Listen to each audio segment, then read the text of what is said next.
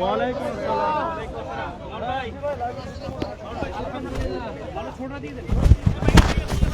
আপনি কেমন আছেন? আলম ভাই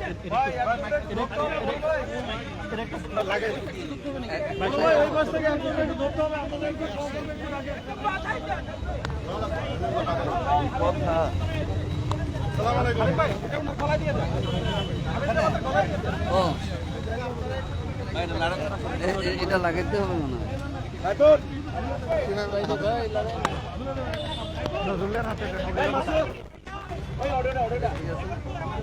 নজরুল এটা তো লাগাইতেই হবে।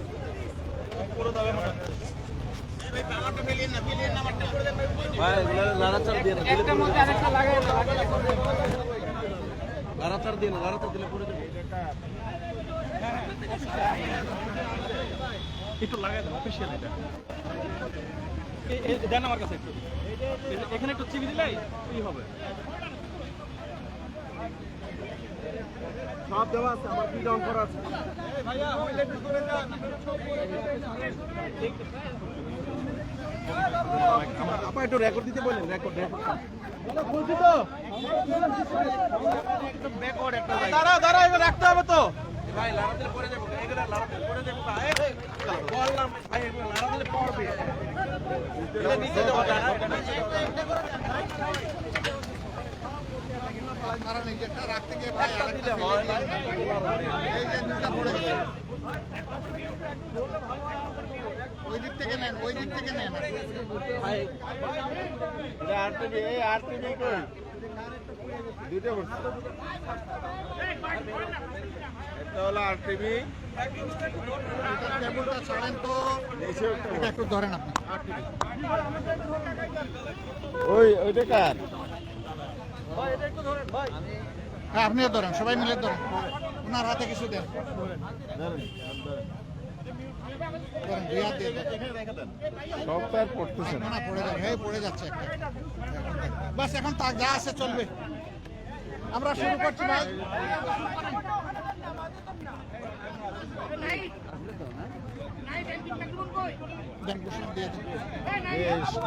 সম্মানিত সাংবাদিক বন্ধুগণ আজকে বাংলাদেশ জামায়াত ইসলামীর আমির জাতীয় নেতা ডাক্তার শফিকুর রহমানের সাথে মাননীয় উপদেষ্টা প্রফেসর ডক্টর ইউনূস এবং তার সাথে উপদেষ্টাবৃন্দ মাননীয় প্রধান উপদেষ্টা ডক্টর ইউনূস এবং তার সহকর্মী অন্যান্য উপদেষ্টা আরও 3 জন ছিলেন এবং জামায়াত ইসলামীর পক্ষ থেকে আমরা এখানে গিয়েছিলাম আমির জামাতের নেতৃত্বে সাইফুল আলম খান মিলন জামায়াত ইসলামী কেন্দ্রীয় নির্বাহী পরিষদ সদস্য হামিদুর রহমান আজাদ আমি জামায়াতের কেন্দ্রীয় সহকারী সেক্রেটারি জেনারেল এবং সহকারী সেক্রেটারি মৌলানা আব্দুল হালিম আমাদের এই একটি ফলপ্রসূ আলোচনা এখানে হয়েছে এ ব্যাপারে গণমাধ্যমের উদ্দেশ্যে জাতির উদ্দেশ্যে এখন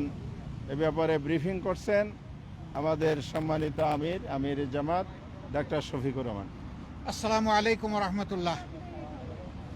আপনারা সবাই কেমন আছেন? আলহামদুলিল্লাহ। আপনারা ইতিমধ্যেই জেনেছেন যে আমরা আজকে মাননীয় প্রধান উপদেষ্টার সাথে সাক্ষাতের জন্য এখানে এসেছিলাম। উনি এবং ওনার সঙ্গে অন্যান্য সম্মানিত উপদেষ্টা মণ্ডলী সেখানে ছিলেন, প্রেস উইংয়ের লোকেরাও ছিলেন। কথা বলেছি আগামীতে শান্তি শৃঙ্খলার সাথে থেকে একটা কার্যকর নির্বাচনের দিকে আগাতে পারে সেই বিষয়গুলো নিয়ে আলোচনা হয়েছে এবং দেশ আমাদের সবার, জাতি ধর্ম দলমত নির্বিশেষে সবাই মিলেমিশে জাতীয় ঐক্য কীভাবে আরও সিমেন্টেড করা যায়, প্রশাসনে আরও কীভাবে গতি আনা যায়, এই সমস্ত বিষয় নিয়ে আলোচনা হয়েছে। পাশাপাশি আলোচনা হয়েছে দ্রব্যমূল্যের যেটাতে মানুষের কষ্ট হচ্ছে এইটাকে লাঘব করার জন্য মানুষের সামর্থ্যের ভিতরে দ্রব্যমূল্যকে নামিয়ে আনার জন্য কী পদক্ষেপ নেওয়া যায় সেই সমস্ত বিষয় নিয়ে আলোচনা হয়েছে। আগামীতে রমজান মাস আসছে, এটাকে সামনে রেখে অসাধু ব্যবসায়ীরা যাতে বাজারে কৃত্রিম সংকট সৃষ্টি করতে না পারেন, এই সমস্ত বিষয়ে আমরা পরামর্শ করেছি। এর পাশাপাশি আইন শৃঙ্খলা পরিস্থিতি নিয়ে অনেক আলোচনা হয়েছে। দেশে সম্প্রতি ঘটে যাওয়া কিছু বিষয় নিয়ে আলোচনা হয়েছে।